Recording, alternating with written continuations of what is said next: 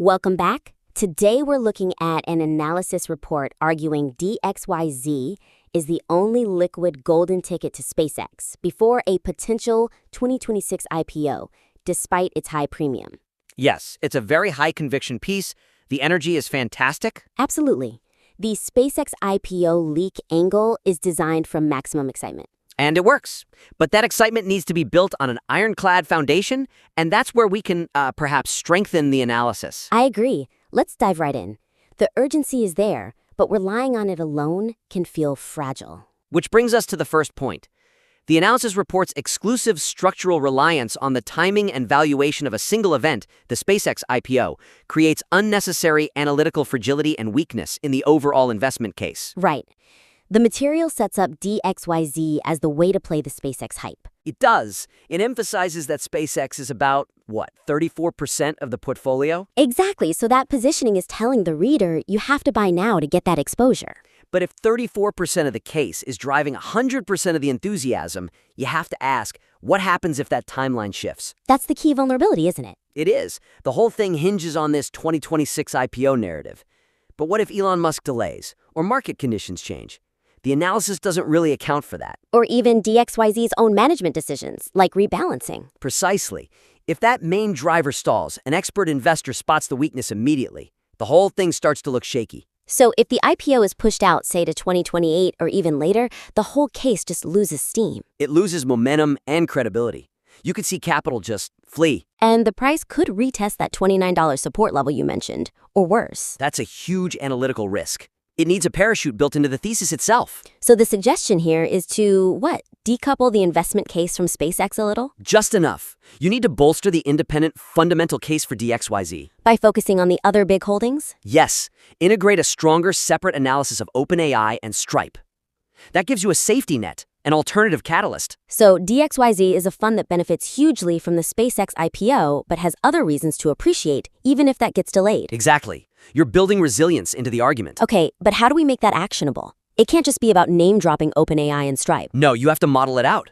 For one, introduce a delayed IPO scenario. A contingency plan? Right. Discuss how the growth of the other holdings, OpenAI's traction in AI is undeniable. Stripe's dominance in payments, how that could still provide real NAV uplift. So you're shifting the focus from just timing an event to the intrinsic growth of the assets. You are. And second, you need to get into the structural specifics. What makes this a golden ticket? The access. The access, yes, but also the rules of the fund. Is DXYZ required to hold these assets, or can they sell a stake in, say, Stripe if an opportunity arises before an IPO? I see. That discretion is a huge factor for an institutional reader. It's fundamental. If the analysis can show the fund management is strategic enough to profit from other events, the whole case becomes so much more robust. And even if you can't get granular metrics on these private companies, you can still look at the sector performance, analyze AI adoption rates, the market for digital payments, and connect that back to DXYZ's exposure. Yes. You demonstrate resilience across multiple tech fronts, not just one. You untie the fate of the investment from one man's calendar. Okay, let's shift to the second point. The report does a good job of tackling the biggest postback head-on, the valuation premium. It absolutely has to. That's the elephant in the room. And the rebuttal is energetic, but maybe lacks a bit of financial rigor. That's a good way to put it. This brings us to the next point. While the analysis report correctly identifies the significant premium over net asset value as the primary bear argument, the rebuttal relies too heavily on emotional language of scarcity and FOMO, rather than providing robust comparative financial justification. The conflict is pretty stark. The stock is over $30, while the NAV is, around 7?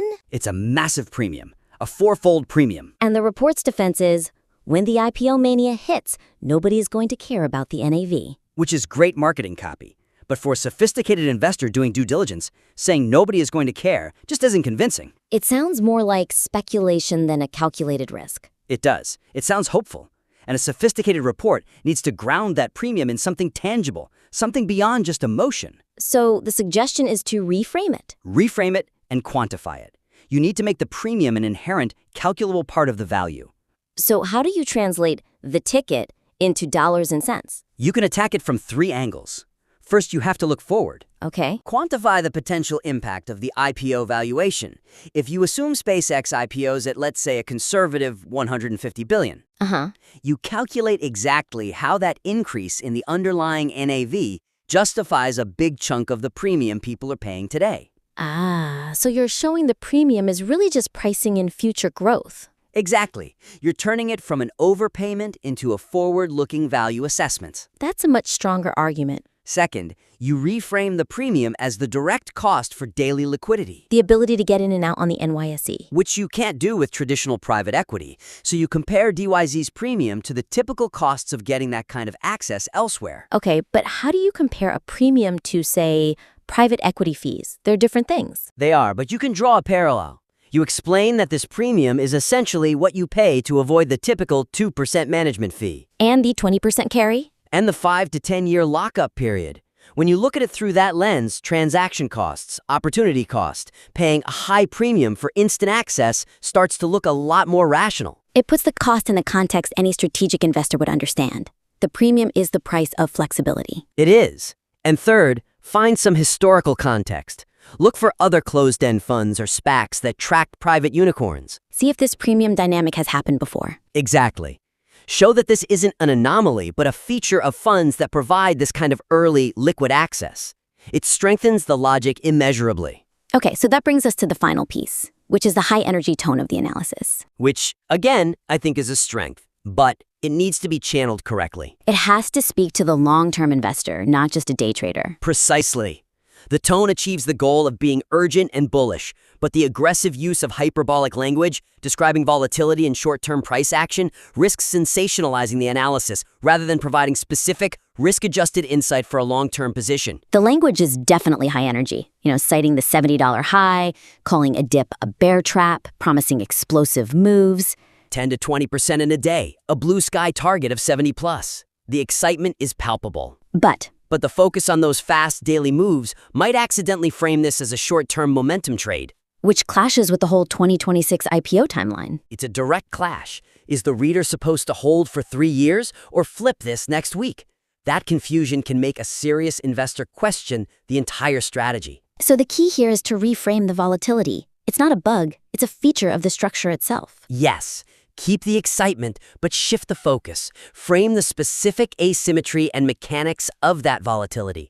Explain why it exists in this small cap structure. Okay, so how do we anchor that discussion in mechanics? Well, instead of just saying the stock moves fast, you quantify the risk reward. You mean frame the $31 entry point? Exactly. Frame it as a calculated trade-off. It's over 50% off the highs. The potential upside to $70 plus massively outweighs the defined downside risk to that $29 support level. You're turning general volatility into a structured risk profile. Not just something to watch on a screen. And you can use the recent price action to illustrate that. Absolutely. That Friday dip to 29.18 and the immediate bounce? Use that to show the strength of implied institutional demand. Not just smart money retail traders. No. You analyze what that price action suggests about key accumulation levels. You're using technicals to bolster a long-term strategic conviction. Which is a much more sophisticated use of that data. It is. You're showing there's a clear floor for your risk assessment, which you need for any high-conviction call. And finally, to ground the blue sky language in reality. You have to talk about market structure.